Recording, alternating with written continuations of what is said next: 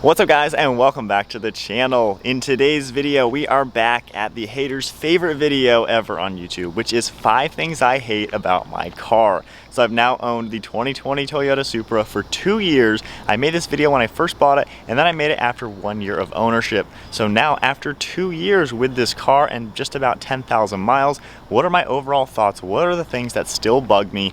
So for the people who are gonna take this video way too seriously and think I should trade it in for a Prius, I must want a minivan or some stupid reason like that. This video is for people who are looking to buy this car, because wouldn't you really like to know anything negative about an expensive car before you actually put your money towards that car?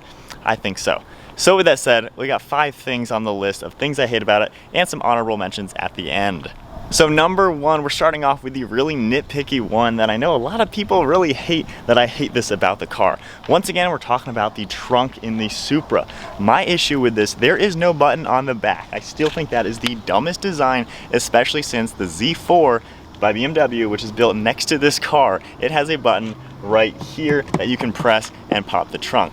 It doesn't exist on the Supra. So many other cars have it. My GTR has it. My 370Zs from back in the day have it. Why doesn't the Supra? Now here is what I don't like about it. So I use this car as a daily driver, groceries, I put camera bags in the back, lunch boxes in the back. I always use the trunk almost every time I use this car. And a lot of people who own this car, this is their daily, they're gonna be using the trunk. So if I'll be inside the car and then I press this button right here to pop the trunk, then when I get out of the car, of course I would close my door and then go to the trunk. Now I press the button so the trunk is popped.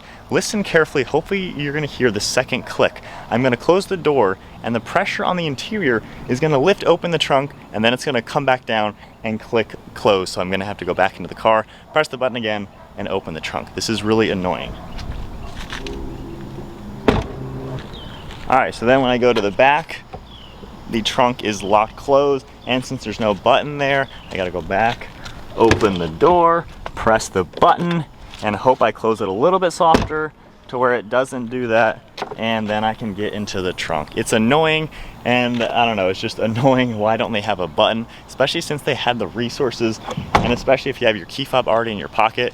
You do that, then you gotta fumble and get your key again. It's a $55,000 car. It should be a little bit easier to use. Number 2 is the fact that this car has too much torque, and I know I might get ripped apart for saying that. There's too much power in this engine. And the issue with that is it spins the tires all the time. This car, on the stock tires especially, you just cannot hook.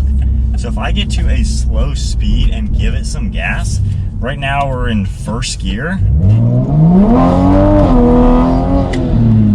I just spun in first like crazy. Nothing happened. Like, there was not really much acceleration because it just spun way too much. I made a recent 0 to 60 video with this. It just spins first, second, and third gear so much. I really wish this had more horsepower than torque, and when people put on like the Pure 800 turbo kits, it kind of flip-flops those numbers where you now have like 600 horsepower at the wheels with around 400 torque, and that torque is a little bit later, especially for 2020. The instant torque, especially that much, is kind of overbearing. And if it's cold out, I'm running summer tires year-round because it's useless for me to have winter tires. When it's cold out, this car is useless to drive, and it's not even fun to drive when it's cold out, anything below 50 degrees, just because I can't get up and go. It's too spinny, the wheels spin too much.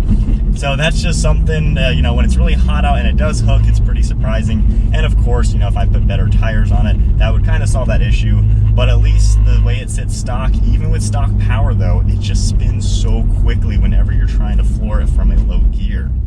So number 3 on the list has to do with the automatic transmission. This car shifts way too much. I really am not the biggest fan after 2 years of a torque converter automatic. It drives a lot different than a dual clutch that I'm used to, and because there's 8 gears, it just kind of, I think, is a little overkill.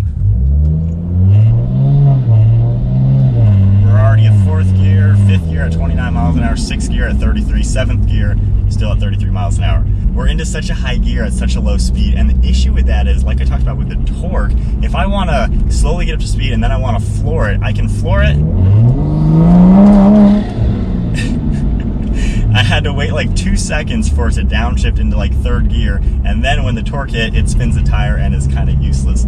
So from my opinion, after driving this car for this long, it kind of gets a little annoying just with that combination of low torque and then way too many gears and an automatic. And I've heard people use the word slush box when they talk about torque converter automatics, and I get what they're saying, because a automatic like this with a torque converter, it needs the pressure to kind of build for the transmission to really work. So there's slop in the transmission. This car really should have had the dual clutch from an M2 or a stick shift.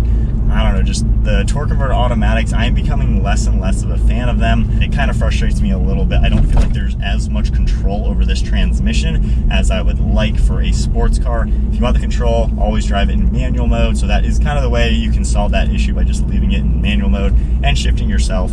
So then on to number 4 on the list. It has to do with the seats. Quite honestly, I have never been able to get perfectly comfortable in the seats of the Supra.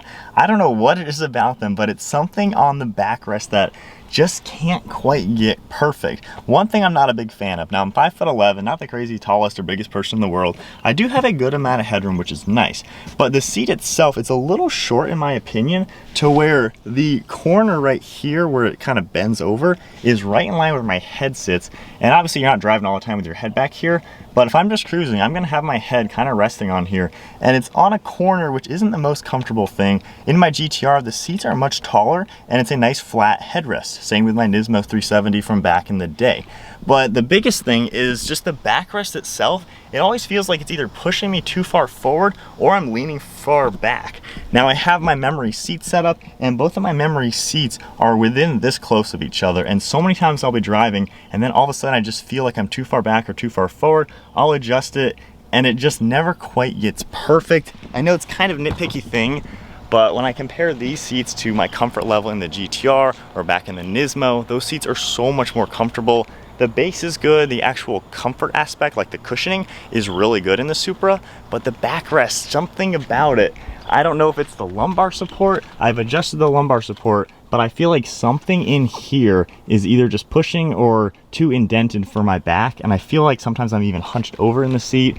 I don't know, I just can't quite get it. I'm like 95% comfortable in this car, but even 2 years later, it's just never quite perfectly comfortable. I really wish this had more aggressive bucket seats, because I think those are way more comfortable for me. I don't know, just something about the backrest, they're just too small and they just don't quite fit.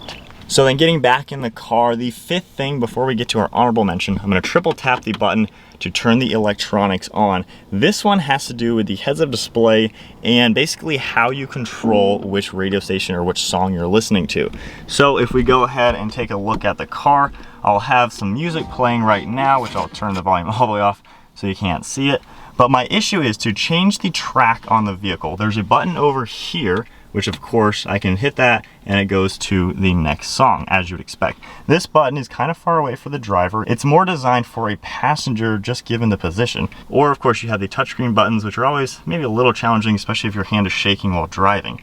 So on the heads-up display, the song you're playing is gonna come up on the heads-up display, as you can see, and I can scroll up and down to change the song. But my issue with that is, if we look at how you do that using the steering wheel controls, we have this roller right here, and this is a roller, it just keeps going in one direction or the next. I wish this button was more like cruise control, where you can either go up or down, because here's the issue with it. So as you can see, we have nothing up there on the heads-up display just yet. I'm gonna have to tap this button to make it work.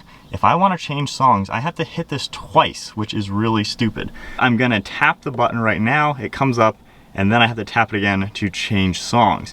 And that just is kind of annoying. Why is there a 2-step process? Or the way I have to do it is I have to roll this down, which turns on the screen on the heads-up display, and then tap it to change songs. And I think that's just dumb, because if you want to change your songs, why can't you just tap the button, go next? And if it was something like this, you could either just tap it one way to go next or tap it the other way to go back. So then on to the honorable mention of things I'm still not the biggest fan of with the Supra. This has to do with the navigation button. So this has Apple CarPlay, which I absolutely love using. It also has the hard drive navigation within the car, which again, I love using. I love having navigation in my car. My issue with that is, if you have Apple CarPlay open and you tap the map button down here, it comes up with the map that's on your phone. So it comes up like that. I have to hit menu on here and then hit map to get to the hard drive navigation. And that may not sound like an issue, but to me, I don't like using my phone's data. I don't have unlimited data. I don't waste my money on that. So I don't want to have like my map working, downloading the map on my car's screen while I'm in the car when I have built-in navigation already. So I hate how there's a two-step way to get to your hard drive nav. All right, so then the last two honorable mention ones are, of course, the fake vents. People love to hate on this car for all of the fake vents. Here's what kind of annoys me with that though. This car has functional brake ducts, which a lot of people don't know that. In the grills in the front on the left and right side, there's a functional duct that goes to the front brakes. So this car does have some functional cooling in it that people don't know about. So I think if you do hate on this car for having fake vents, you at least need to know that it does have functional ducts up here. And if you don't know that, you can't make fun of it for having fake vents when a lot of cars don't even have functional brake ducts like this car does. It's still stupid that there are all the fake ones. They don't really do anything. They look kind of cool, but they're still useless. But I don't know, I just think it's kind of funny that people who hate on it for having fake vents don't know about the brake ducts. So then on to the last little honorable mention is the fact that 2.5 years later, it's been a while since this car has been out, people still call it a BMW. It is so annoying, honestly, to see those comments still pop up with people saying nice BMW, nice Z4 or whatever.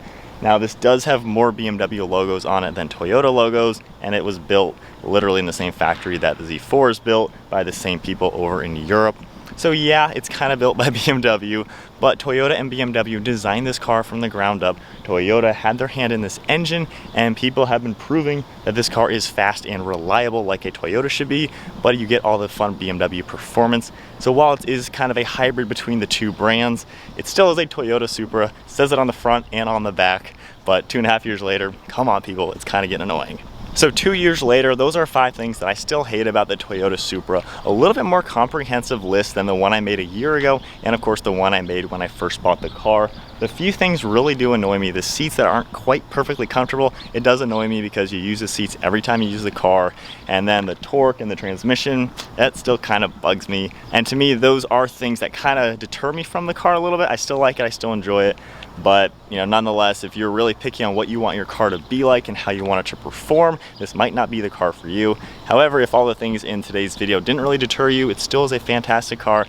Even though there are things that I don't like it that really are even big things, like I wish I had a manual, that would be way better.